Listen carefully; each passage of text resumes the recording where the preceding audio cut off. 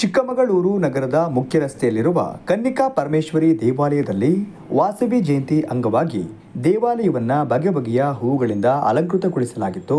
ಮುಂಜಾನೆಯಿಂದಲೇ ಗಂಗಾ ಪೂಜೆ, ಪಂಚಾಮೃತ ಅಭಿಷೇಕ, ಅರ್ಚನೆ, ವಾಸವಿ ಅಷ್ಟೋದಕ, ಮಹಾಮಂಗಳಾರತಿ, ತೊಟ್ಟಿಲು ಸೇವೆ ಹೀಗೆ ಪೂಜಾ ವಿಧಿ ವಿಧಾನಗಳು ಭಕ್ತಿಭಾವದಿಂದ ನೆರವೇರಿದವು.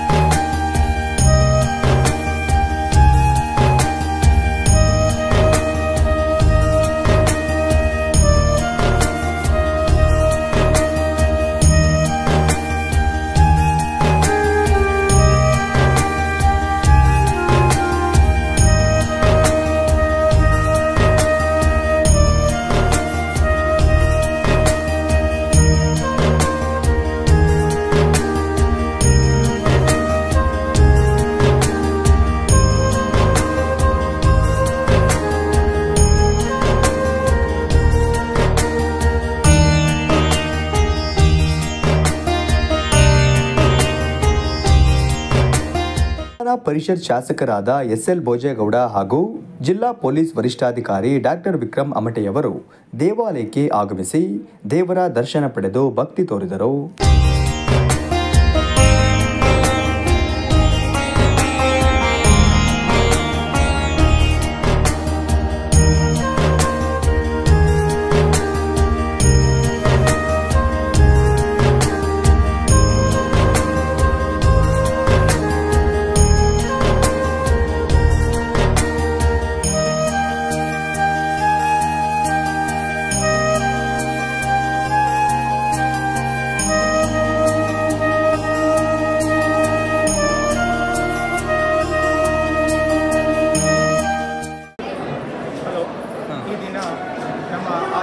ಕುಲಬಾಂಧವರ ಕುಲದೇವತೆಯಾದ ಶ್ರೀ ಕನ್ನಿಕಾ ಪರಮೇಶ್ವರಿಯ ವಾಸವಿ ಜಯಂತಿಯ ದಿನ.